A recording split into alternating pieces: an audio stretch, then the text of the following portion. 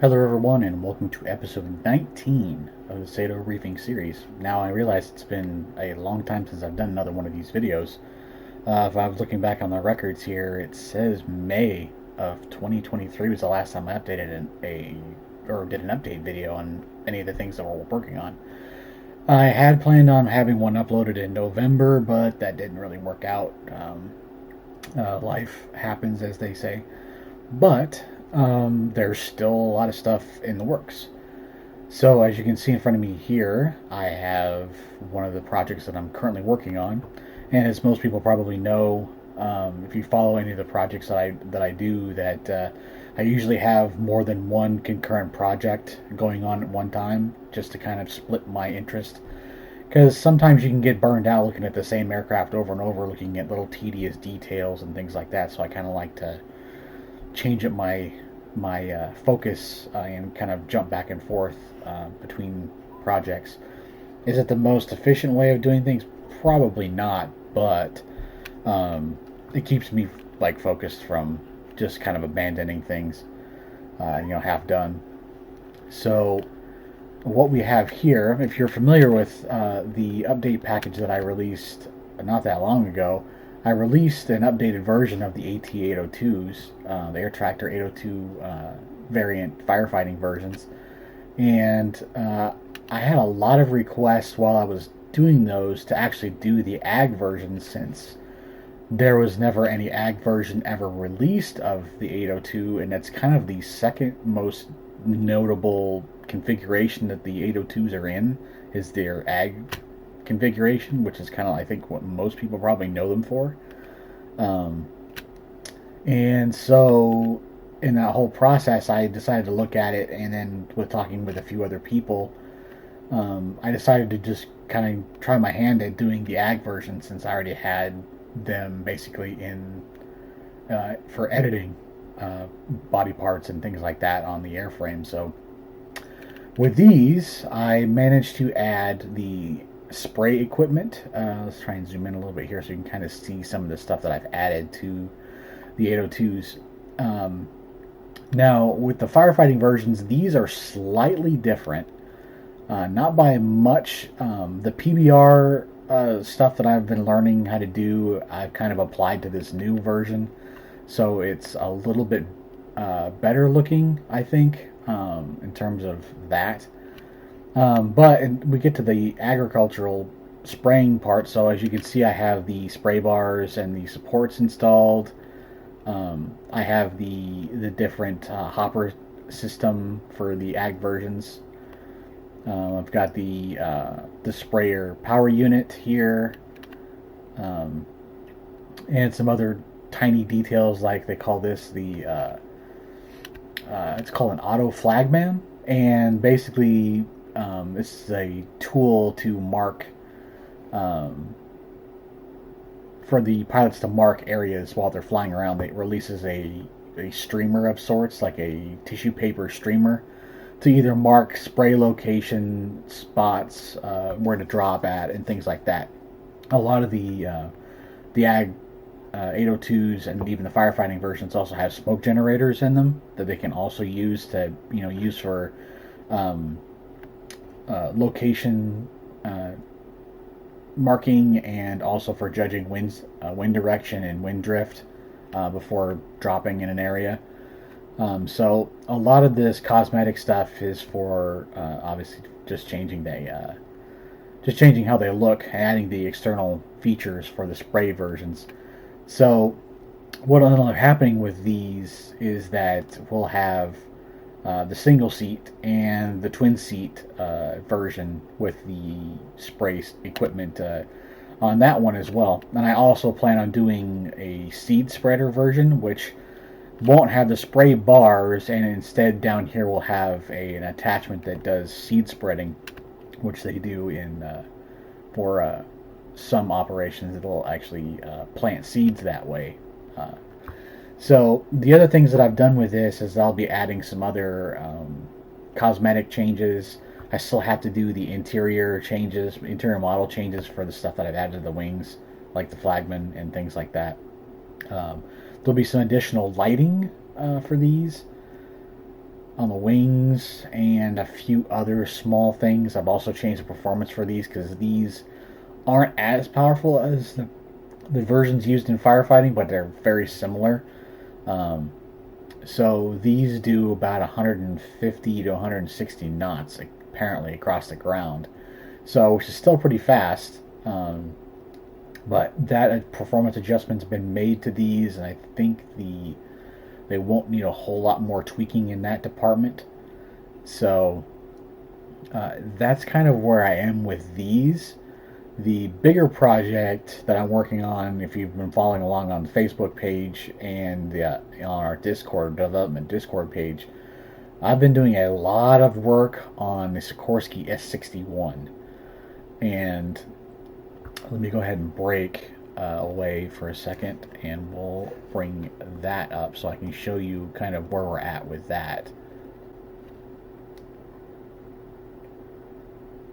Okay, so here we are with the S-61N. The S-61N, if you're familiar with the Sikorsky Sea King at all, the S-61 is the civilian version of the Sea King. Just the S-61N in particular is lengthened. So as you can see here, it's stretched. Now, the flotation devices for the landing gears aren't on the firefighting versions, which is the versions that I'll be looking at doing, or the fixed gear variants. I will have a few different versions of them. I've recently got done converting this particular version. Now, there aren't any other S-61s that I'm aware of that are out there for me to really look at. So whenever I was trying to do an S-61, because there's been a lot of requests for the S-61, there weren't any out there. I mean, there's a lot of Sea Kings. Vert as an example, I think has one, and there might be a few others that are out there, but there really wasn't any other one except for this one. And this one I actually had in my archives from back in the days when Hover Control was still around, and I forget his first name, but I think the original author's name was something Hardcastle. His version is the only version that I know of that was out there. And I went through my my old hard drives to try and see if I had anything in there that was like that, and I happened to find the S-61 that he had done over on from Hover Control. And so, since that site has been long since lost, and a lot of those platforms have been lost to time, so to speak, on the internet, there might be some other ways of finding some of them, but this one in particular was one that I was really after, and I was glad that I still had it, because there might be some versions of it out there on the internet, but I had, I think, almost every version that he put out, and I had to go through and try and find them. And I came across the configurations that were close to the ones used in firefighting. So the first version I came across was the passenger version, which just has the access door up front here. This door here would be here in place of where the sliding door is. So I kind of had to monkey around with them and kind of combine things together to make the versions that are used in firefighting. So there will be this version here. There'll be one with the radar nose up here, the radar dome. Um, Probably a few other configurations I'll do. This one has the Coulson collapsible tank on the bottom of it, the bladder style collapsible tank, which I've done some pretty cool things with, and maybe you've seen some previews of it. I put out on the same YouTube channel of it filling up and the bladder actually expanding as it fills with water. Kind of a cool little trick when used with Firefighter X. So there'll be this tank, I think one, maybe another version of the tank, and then there will be a slick bottom version that you can attach the Bambi buckets to with Firefighter X. So there'll be, like I said, there'll be several different external versions available. And I've gone through and done a lot of updates to this already. This version, I think, originally was for either FS9 or maybe even earlier platforms. But the version I had was for FS9. So that tells you how far back this, or the archive that I had of this version went. Now, I don't know if there was ever any further update for it for FSX. There might have been, but the version that I had was from FS9, so it was very, very basic. And uh, there were some maybe I take that back. Maybe it was for FSX that I had it for, but there were versions of it in there in my files that were from FS9. So maybe there's some in between, because I was thinking about the gauges just now in this, that some of the gauges worked and some of them don't. So the interior in this does work. The panel does work. It is extremely basic, but it does work at least. I'm going to try and fill in some of the gauges that aren't there with pop-up gauges, so you can kind of bring up so you can still function kind of a little bit better than just a very basic setup that the cockpit has currently. Maybe there might be a way to model merge other cockpits into this at some other time, but for the release, I don't think I'm going to do that for right now. It's still functional as it is. So I've managed to move over all the animations. I've also done some changes to kind of update them. I've added some antennas to the outside. I've redone the entire rotor system on these. And if anyone was familiar with my huge S-64 Sky Crane update that I did to the Milviz Namath S-64 Sky Cranes for all the firefighting versions and their tanks, I did the same setup for the rotor system for those that I did for this. These have dynamic rotor flex, so right now you can see them. The way that the rotors work on these, there's three basic rotor states in the animations. Without going too far into detail, there's a still, a slow, and a blurred state. So with helicopters, most of them have rotor flex when their rotors are stopped, so I've added that into this. I've also done a new blur setup for the rotors. I've also changed them so that the patterns under the rotors are different than the top, which seems like a lot of things that are overlooked with helicopters, is that they're just mirrored on both the top and the bottom, which is not how most helicopter rotors are. They're usually a different color underneath. So I did that when I created the new rotors. I also added, as I said, rotor flex. So whenever you add collective in the helicopter, the rotors will actually flex upwards. So that kind of adds like a dynamic look to them, as well as just the way that I've done the rotor setup. It looks a little bit better than just a blur disc of the rotors being in motion. So it looks a little more realistic, I feel. I've also, like I said, with more cosmetic changes.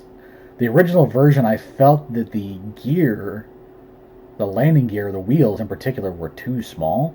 So maybe that was a little thing to me that I just either, it just looked different from the regular real life pictures I've seen of them.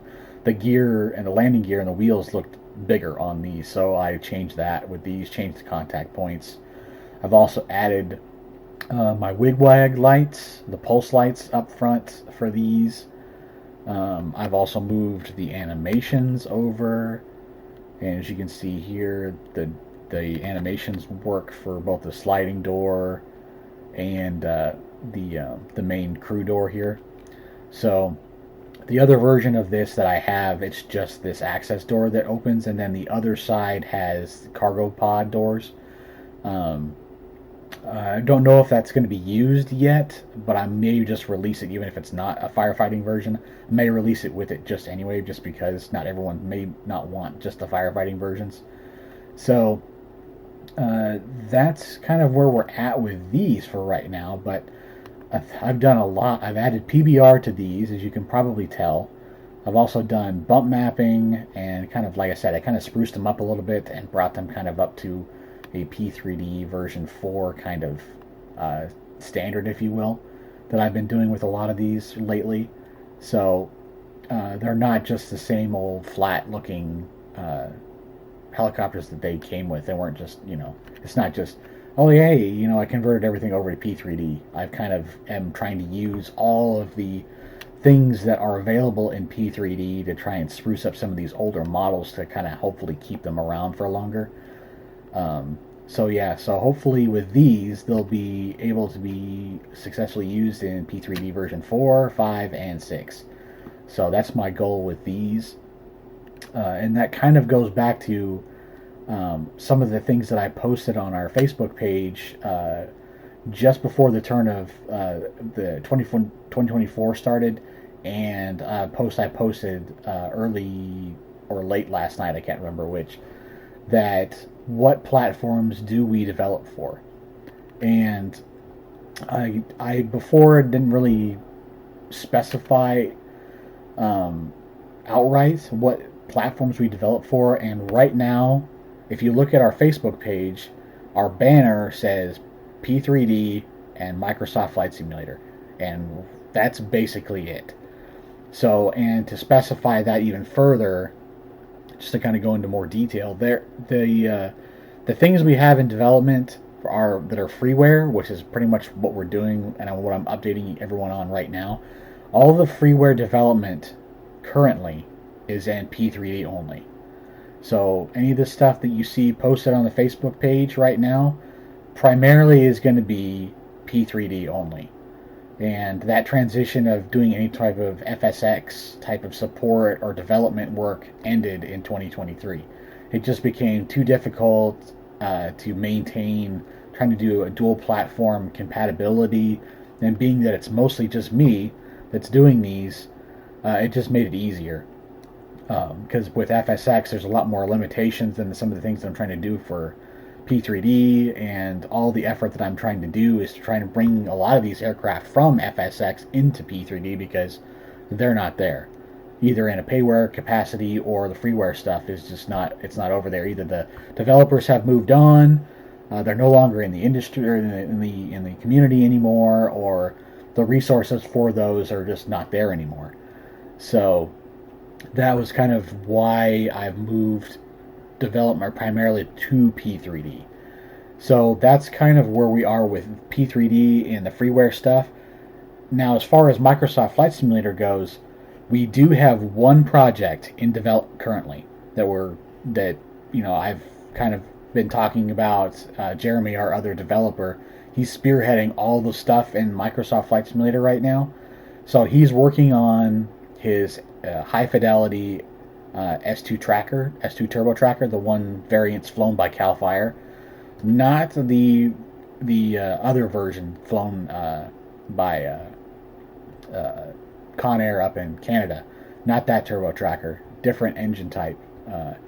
The Cal Fire S2Ts that we use down here in the United States are powered by Garrett turboprops, and the ones up there in Canada were powered by Pratt Whitney PT6s. So there's some differences in those S2s, but I won't get into that too much further. But that is coming for Microsoft Flight Simulator and is still in development. Jeremy is working on it whenever he has free time to with his busy schedule and life. There's also some other stuff in development for Microsoft Flight Simulator that I won't go into any more detail than that. I'll just tell you that there is other stuff being worked on that he's working on, and he'll unveil that whenever he feels like he wants to. But in terms of the freeware arm of development in Microsoft Flight Simulator, that's not quite a thing yet because I'd probably be the one doing that. Um, and my system needs to be updated considerably before I make that jump to make sure that the longevity of that machine can stay with Microsoft Flight Simulator and anything else that comes out um, in the future. So that'll take a little while to kind of accumulate for that type of an upgrade. But that's kind of where we are in early stages of 2024. And there are some more lead air attack platforms that I have lined up that will be coming after these. So that's kind of all I have to talk about right now. And thanks for tuning in, and hopefully tune into the next one, which hopefully will not be that far down the road. So thanks again.